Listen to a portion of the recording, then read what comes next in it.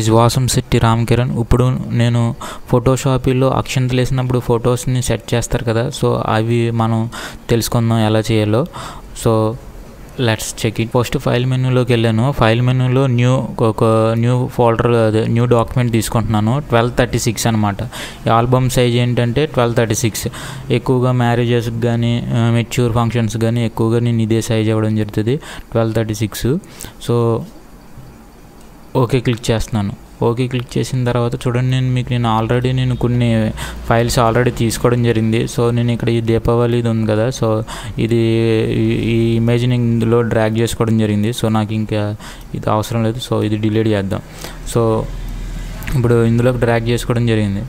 Okay, ఇప్పుడు నేను Ctrl+T press చేసి మొత్తం కరెక్ట్గా సెట్ చేసుకుంటున్నాను.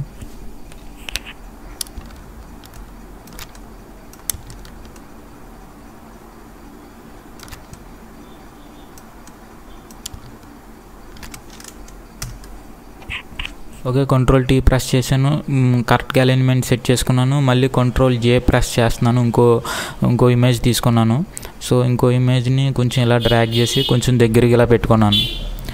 సో ఓకే, కొంచెం ఇప్పుడు వీటిని కూడా అలైన్మెంట్ని సెట్ చేసుకుంటున్నాను నేను.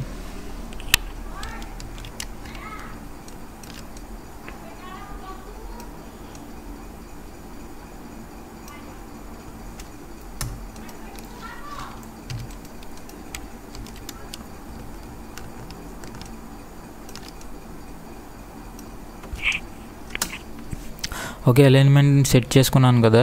సో నేను ఇందులో ఫస్ట్ లేయర్ ఉంది కదా, చూడండి ఇది పైన ఉంది కదా, దీనికి నేను మాస్క్ వేసుకుని బ్రష్ టూల్ తీసుకున్నాను.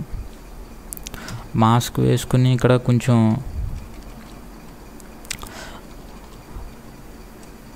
అరేంజ్ చేస్తాను. సో ఓకే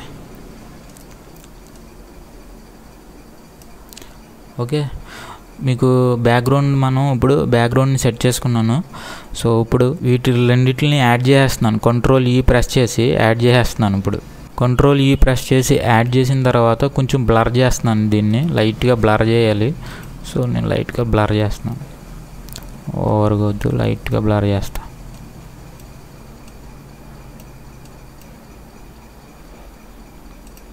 ఓకే, లైట్గా బ్లర్ చేసిన తర్వాత ఇప్పుడు నేను ఇక్కడ ఫేమ్స్ సెట్ చేసుకోవాలి మనం.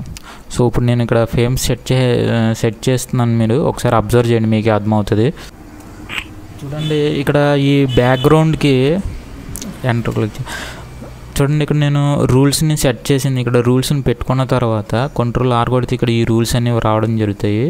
ఇక్కడ నేను ఈ బ్యాక్గ్రౌండ్ ఉంది కదా, ఈ బ్యాక్గ్రౌండ్ దగ్గర Ctrl+T ప్రెస్ చేసిన తర్వాత మీకు ఇలా రావడం జరుగుతుంది. సో దీన్ని మజ్జిగ చేయాలి.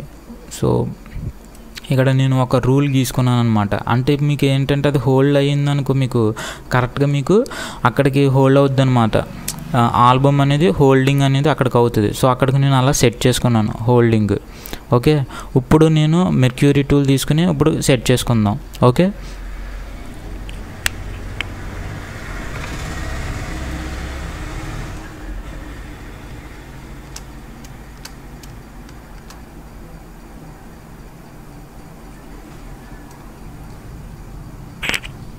న్యూ లేయర్ తీసుకుంటున్నాను.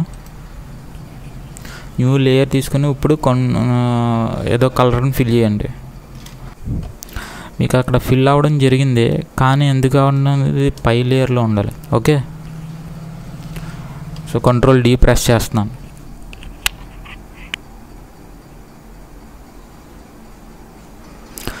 ఓకే, ఇప్పుడు Ctrl+J ప్రెస్ చేశాను. Ctrl+J ప్రెస్ చేయగానే ఇప్పుడు మీకు ఇది డూప్లికేట్ అవ్వడం జరుగుతుంది. V టూల్ తీసుకున్నాను, మళ్ళీ ఇక్కడ కొంచెం ఇలా జరుపుకోండి. ఓకే, ఇప్పుడు మళ్ళీ ఈ Ctrl+J ప్రెస్ చేస్తున్నాను. Ctrl+J ప్రెస్ మళ్ళీ ఇక్కడ కొంచెం ఇలా జరుపుకోండి. మళ్ళీ Ctrl+J ప్రెస్ చేస్తున్నాను, మళ్ళీ ఇలా జరుపుకోండి.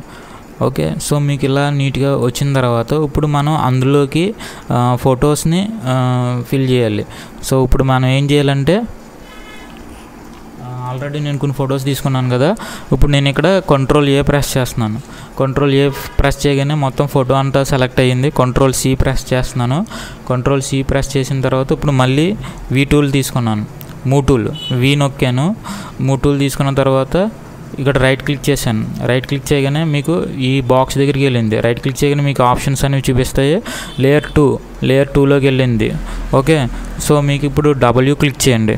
డబ్ల్యూ క్లిక్ చేసిన తర్వాత మీకు మ్యాజిక్ టూల్ అనేది రావడం జరుగుతుంది. ఒకవేళ క్విక్ సెలక్షన్ టూల్లో ఉంటే కనుక షిఫ్ట్ డబ్ల్యూ క్లిక్ చేయండి. సో మీరు లేకపోతే డైరెక్ట్గా అయినా వెళ్ళొచ్చు, ప్రాబ్లం లేదు. సో డబ్ల్యూ క్లిక్ చేసిన తర్వాత ఇప్పుడు నేను కంట్రోల్ ఆల్ట్ షిఫ్ట్ వి ప్రెస్ చేయండి. మీకు కంట్రోల్ ఆల్ట్ షిఫ్ట్ వి ప్రెస్ చేసిన వెంటనే మీకు అందులోకి పేస్ట్ అవ్వడం జరుగుతుంది. So image control tea press చేయండి. అది చిన్నగా ఉంది ఇమేజ్, సో అందుకని మీకు అంత చిన్నగా రావడం జరిగింది. మామూలుగా అయితే పెద్దగానే వస్తుంది. ఓకే,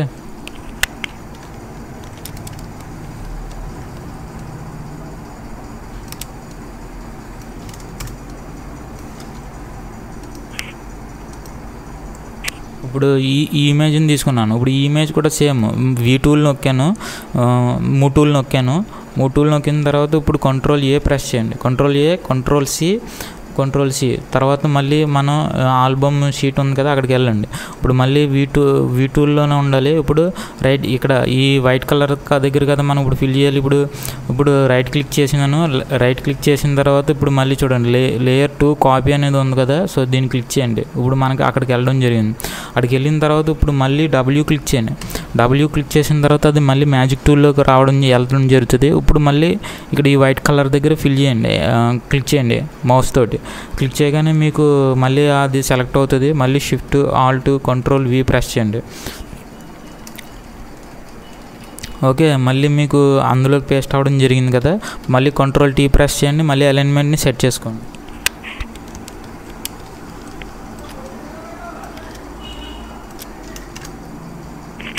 ఓకే, సో మీరు ఇలా సెట్ చేసుకున్న తర్వాత మళ్ళీ నేను దీన్ని క్యాన్సిల్ చేసేస్తున్నాను. మళ్ళీ ఈ ఇమేజ్ని తీసుకున్నాను.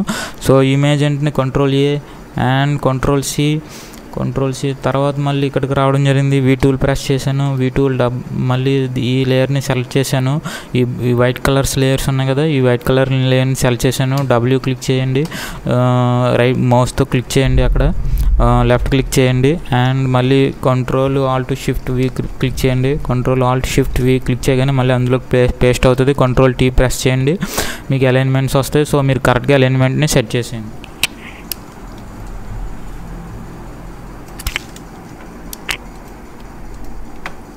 సో దీన్ని కూడా సేమ్ ప్రాసెస్ అలాగే చేయండి. సో మీకు వచ్చింది కదా, సో మీకు ఇలాగ మనం కరెక్ట్గా మనం చేసుకోవచ్చు. చూడండి, మీకు ఇక్కడ ఎలాగైతే ఫిల్ చేసాము అంటే పేజ్కి ఈ పేజ్ మనం ఇప్పుడు ఒక పేజ్కి ఇటు పక్కన ఫిల్ చేసాం. ఇప్పుడు నెక్స్ట్ ఇటు పక్కన కూడా సేమ్ వేగా మీరు అక్షింతలు వేసేవి గట్ట చేయొచ్చు. నేను ఫోటోలు నా ఇష్టం వచ్చింది తీసుకున్నాను, మీకు అక్కడ సూటబుల్గా ఉన్నది మీరు తీసుకోండి. Okay, thank you. Signing out. This is వాసమ్ Shetty Ram Kiran.